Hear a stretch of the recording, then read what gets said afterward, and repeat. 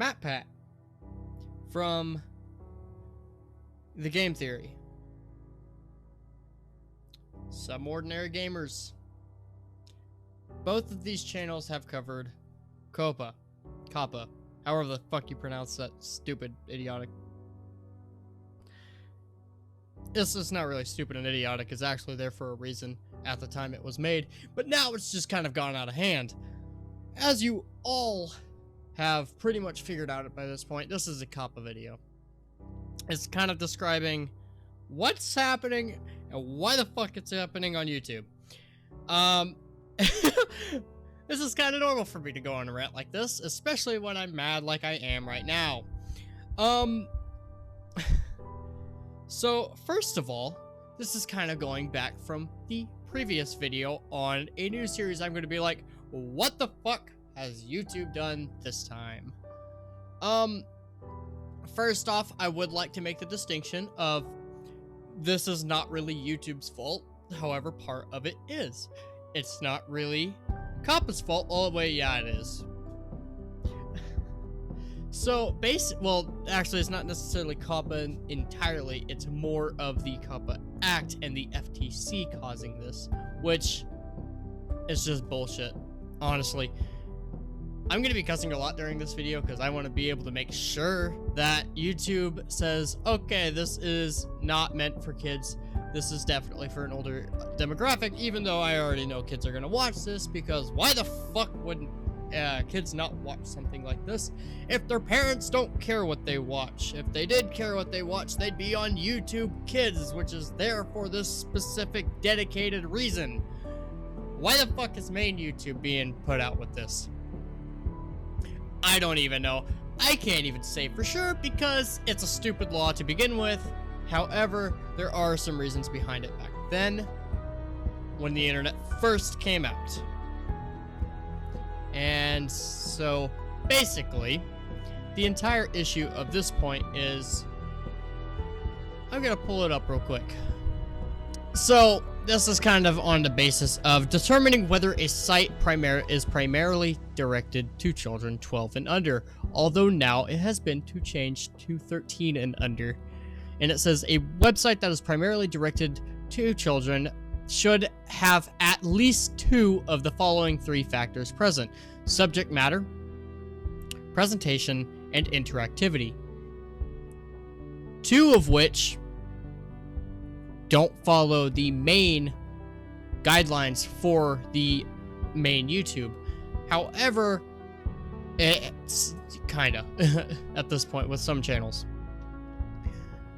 If a site is directed to mixed audience, adults and children, but has a designated children's area, such as YouTube Kids, that is primarily directed to children 12 and under within the same URL, you should examine the children's area to determine whether the site is primarily directed to children 12 and under.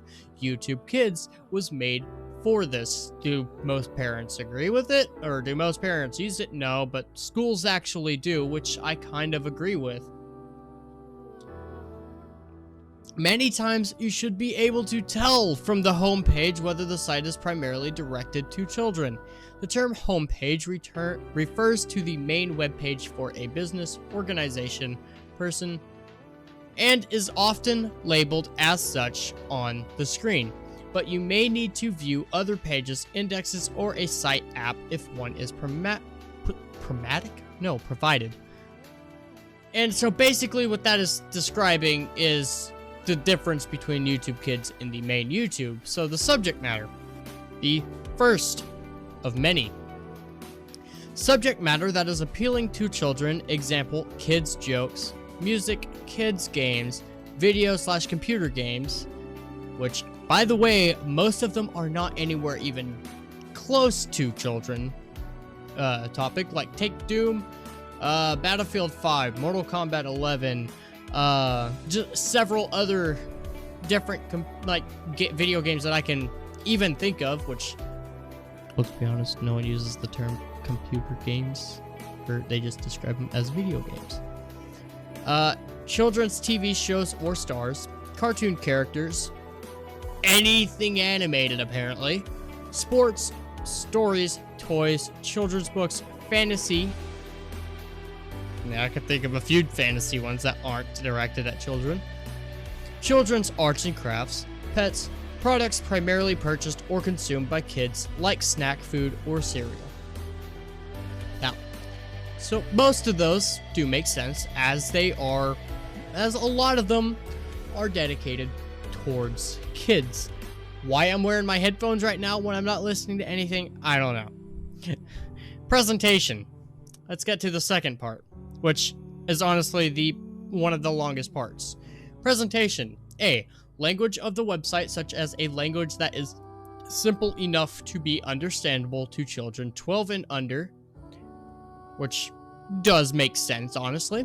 Short, colorful descriptions, slang and pop culture phrases. Example, a kid's site might be identified by such as language as kids only, fun, free stuff, whatever, cool, duh, games, ask your parents, etc. Which some of those I can kind of see. However, Mortal Kombat 11 is fun to play. Here's this free stuff to this one website that I'm not going to mention because even though YouTube is kind of removing copyright, or not copyright, but demonetization for a different topic that I'll get to later on. Whatever the case may be, it might be this and it might be that. Whatever is way too broad of a topic. Cool. That explosion was cool. I'm not really gonna go past that. Duh. I say duh a lot because I'm just like, seriously? Duh. Games. I mentioned games a lot. I am classified as a gaming channel.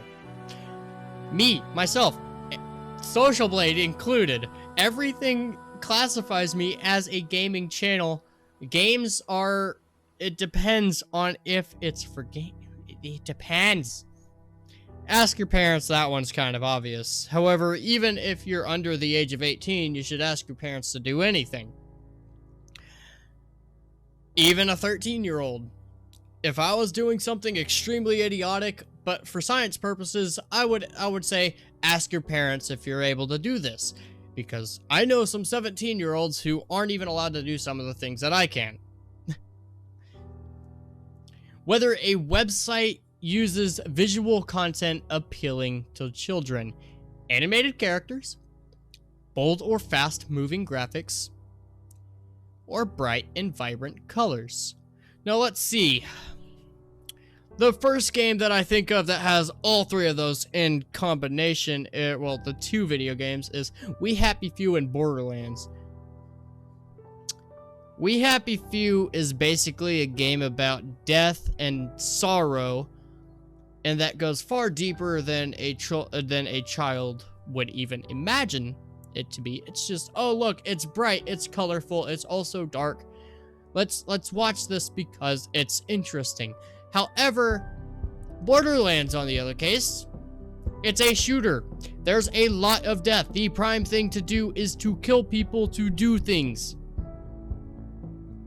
That is not a joke. Like, a lot of shooter games are bright, vibrant, fast-moving, bold, and animated, and is visually appealing to children. I was playing Grand Theft Auto at the age of like 12, even though I wasn't supposed to. Or it might have been before then. It might have been like when I was like, when did San Andreas come out? It was around then. I feel old now. But, yeah. A lot, like, that's too broad of a topic to... Yeah. You guys get what I'm trying to get at. Use of host characters. This one actually makes sense. Often a character property used offline on television, in movies, or comics or books.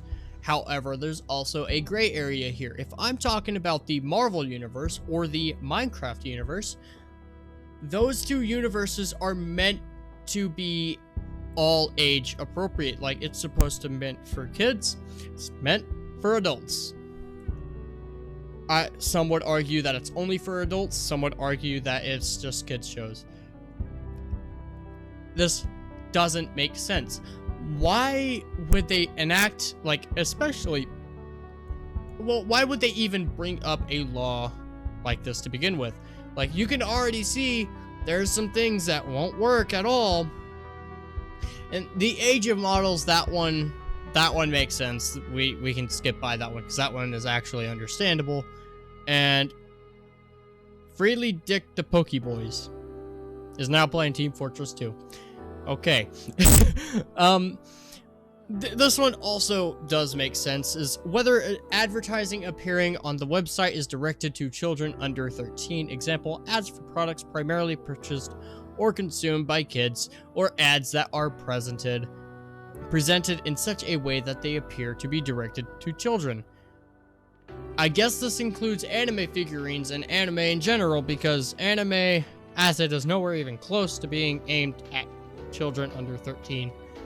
I do know some shows like Pokemon and Digimon and things like that that are Bakugan, Beyblade, things like that. It's like, I still enjoy watching the original Beyblade and Beyblade Battle Brawlers.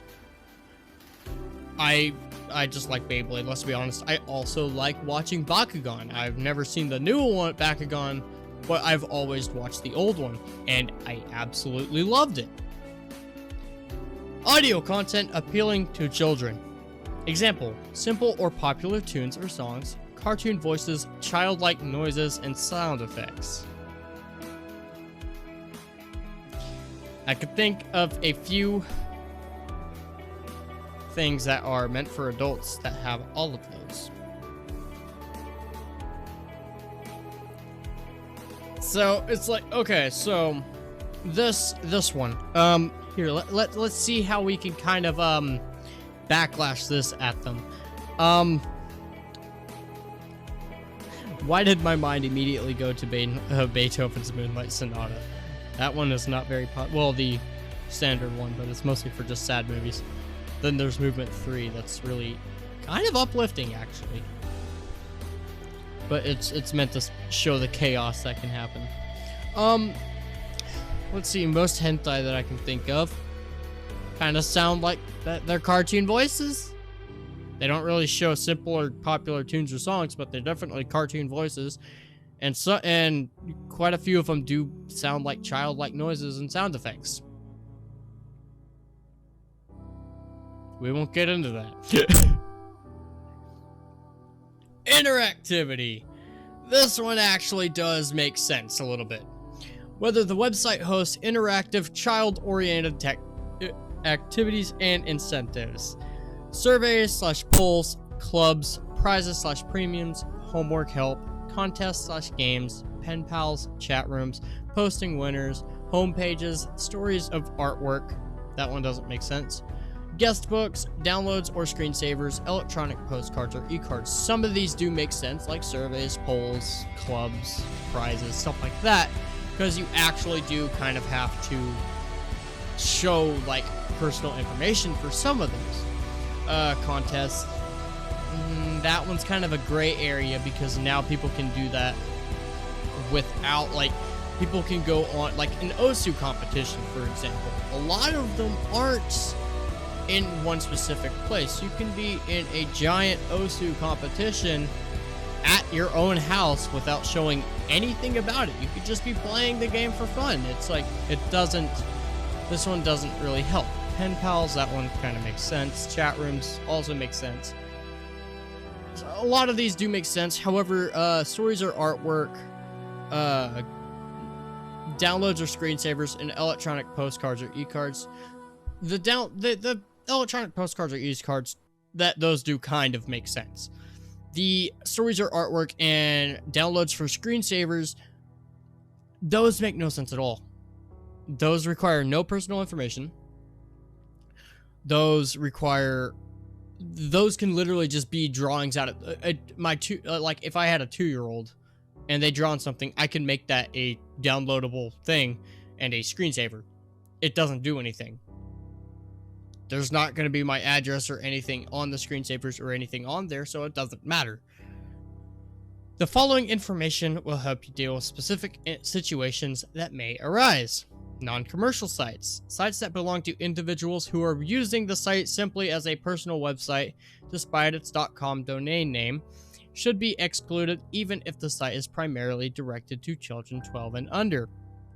However, sites that contain advertising, such as banner ads, or that link to commercial sites or show other evidence of commercial intent should be considered commercial, even if it appears the site was created by an individual. YouTube. Exactly. Foreign sites, that one kind of follows the same guidelines.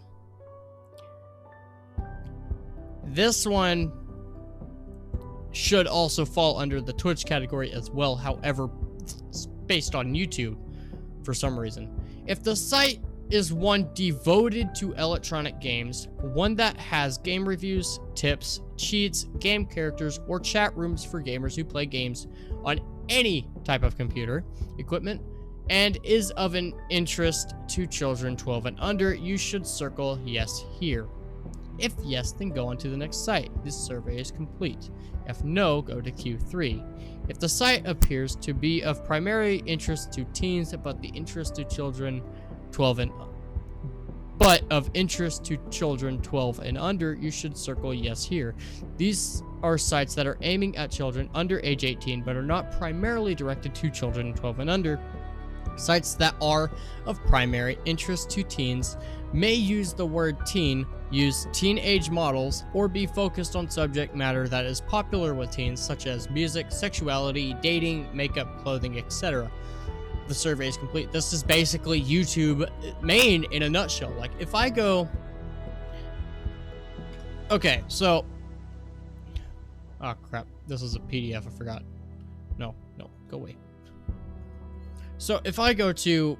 Actually, I'm going to go incognito for a moment. Yes, I know there's a new YouTube. So, this way is just so that way... This is what it first shows. There's already YouTube Kids app logo. First thing that you come on there. However, I'm fairly sure most kids that use this will not be interested in anything here except for maybe the Tesla Cybertruck. But let's be honest, Tesla Cybertruck is really good. Like, it's very nice. However, what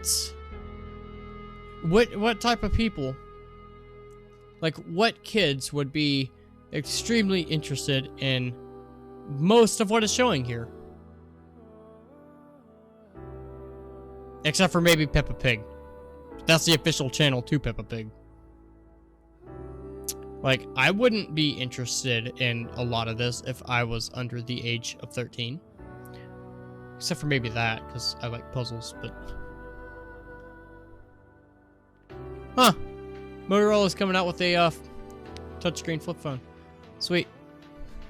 But yeah, this is this. And then say, actually, I can just go to my main account for this.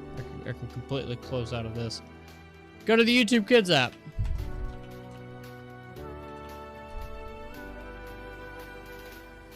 The site is directly for... And I apparently can't. I apparently can't just go on here. However, this site is dedicated to children. It is YouTube Kids.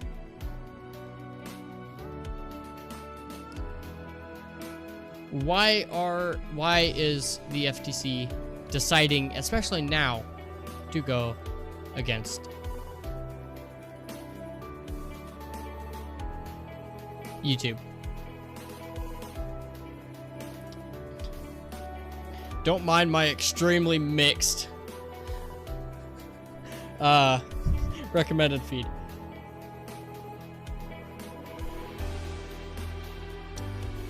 Also, one thing that, as I've mentioned before, that some ordinary gamers actually this is kind of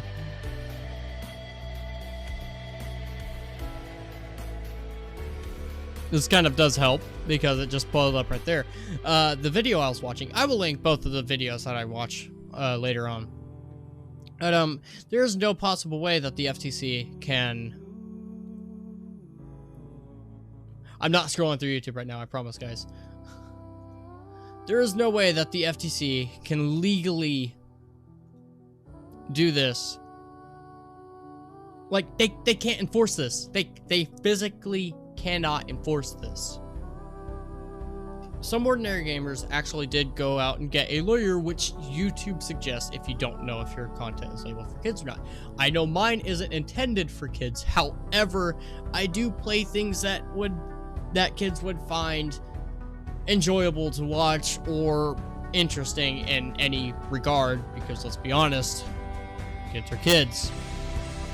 They'll watch what they want and they'll watch what catches their eye. My thumbnails apparently tend to catch kids' eyes, because for some reason I get a lot of kids watching mine. However, my demographic, like I said previously, my demographic ranges from anywhere from 9 to my father's age. I even made this out to my father and he agreed with me. My brother agreed with me. Even my aunt agreed with me. Like, you cannot enforce a law where there are people who have a gray area. It's not intended for children. However, children do watch it. And even so, you cannot create an account on this website if you are under the age of 12 without a legal adult, such as a parent or guardian, signing that you can have one. Or, most likely case, the most likely case is the parent of said child that is under 13 allows their child to watch YouTube under their account. That is basically digitally signing.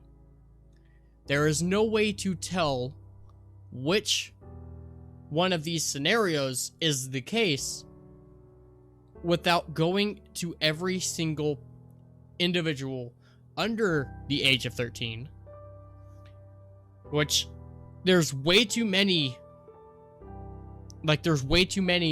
to even show like what could possibly there's way too many that are on the platform using their parents' account and not using their parents' account. And that's also the thing, as my brother made a very fair point earlier, last night, actually. I'm not really gonna say this, even though I'm not demonetized, but there are specific websites that are out there that aren't aimed at children at all, yet people 13, 12 to 15, well, 12 to however old you are after that, go to. And really it's meant for 18 plus. However, people that are younger still go on them, such as a lot of people I know. I'm not gonna name anyone because, yeah, with no age verification whatsoever. Why would those be legal? And no one enforced that law if this one is illegal. And the FTC is finally deciding to enforce this one. There is a thing called faking an online age. Now, you can't do anything and put, I have actually tested this to see if it was possible. You can't put your age that you were born in 1776. It's not possible. It says, please use an actual age, which is hilarious. However, you can set your age to 1991, 1993, 1980, I think, is an option that you can do. Like 1980s, maybe. Like you guys get the point. You can set your age to literally however old you want it to be. You can set your age as 100 and it will allow you to. It doesn't matter.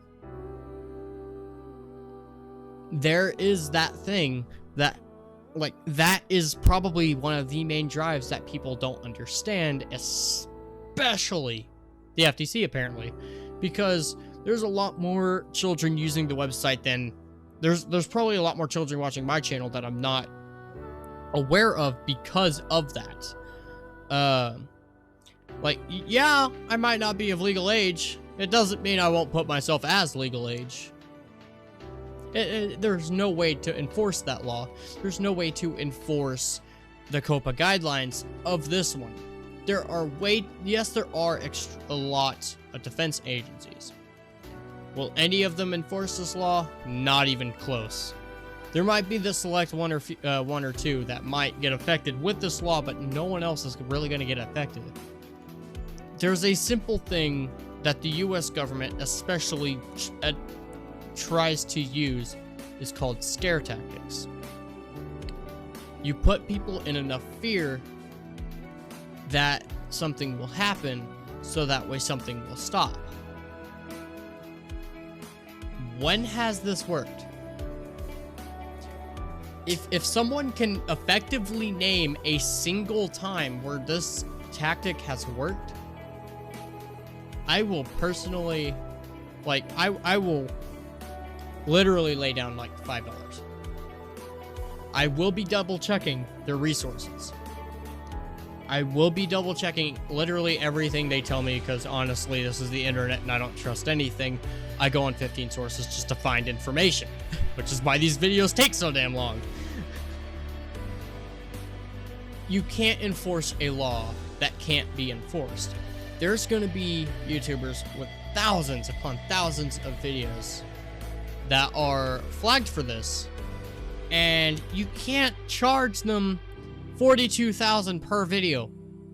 It's unfeasible. Literally, if I was charged $42,000 for a single video, I'd already be homeless. I can't afford that because of how little I get paid, which is literally nothing right now, because I don't stream on Twitch at all. Because my internet is literally comparable to a potato. And there's no way to prove it. There's no way that you can possibly go to each individual creator, which there are billions of, and follow and do this with. Like, there's no possible way. There's no possible way you can enforce that. That's like going to where's a country that I can think of? Well, in this case, this is kind of going dark here, but that's basically saying your way of living is no longer allowed, and you have to completely change your entire way of living. There's no way to enforce that without literally killing off everybody, which I guess that would be possible, but then there would be there'd be a collapse of society, and a lot of Homefront basically described it for me. But like, there's no feasible way that this can be possible. Like, if YouTube is saying, if you don't know, get a lawyer, then why even make this a thing in the first place? I have my channel labeled for review. I am soon gonna change it to it's not really meant for kids, because really, let's be honest, this fucking potato face is not meant for kids, really. It is meant for teens and above. But kids still watch me. It's not gonna stop kids from watching me. It's not gonna stop kids from going in incognito and watching me. There's no way to tell. There's too many factors.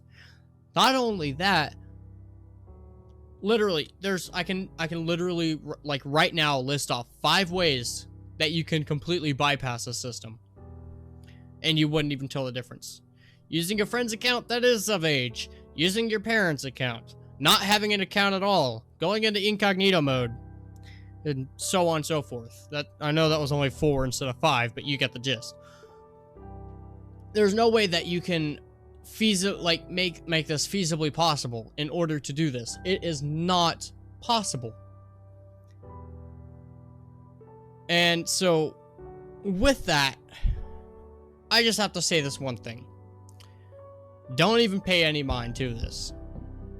It is not going to work anyway. It's just going to completely backfire, and they're going to say, okay, we were wrong.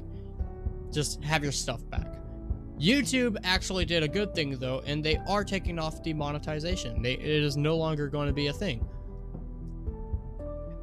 The one thing that it will be possible, though, is the whole COPPA thing backfiring entirely, because there's no feasible way it can work. There's no feasible way that it would, even by theory, possibly work. This is just coming from a teenager. This is coming from a 17-year-old who has been doing this, things like this, all of his life, because I am involved in an extremely political family. If this wasn't true, I wouldn't be saying it. If this wasn't true, I wouldn't even upload this. If this wasn't true, this wouldn't even be recorded, and I'd be saying something completely different. And so, anyways, having said that, Blade23445 here. If you like this video, please leave a thumbs up. If you didn't like it, leave a thumbs down. I don't really care. It just lets me know if you like the video. And if you have any more additional information, please put that down in the comment section below. Link to everything that I have mentioned here. If you want to go see the FTC's protecting the COPPA Act entirely, that will be down in the description as well. If you want to go to Some Ordinary Gamers and the Game Theorists, which I got a lot of this information from, I will also be down in the description below.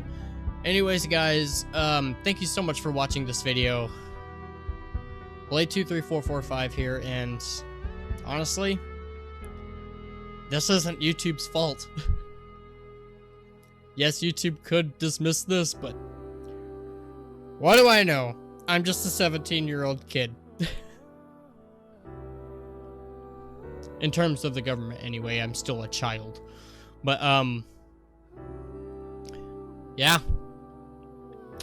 If you like my channel, there's a red button down there, and after you click that red button, it should turn gray with a bell. If you click that bell right there, you get notified of new uploads. It's somewhere down here anyway. I don't know where. It's just, where did it go? Where is it? Where's that red button? If it's already gray, then be sure to hit the notification bell.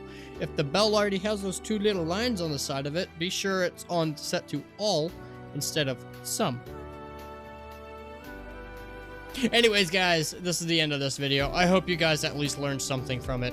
If you have, please leave a like. And if you have any more additional comments on this matter, or just anything else on what you would like to see next, please leave a comment down below. And I will see all of you guys in the next video. Later, guys.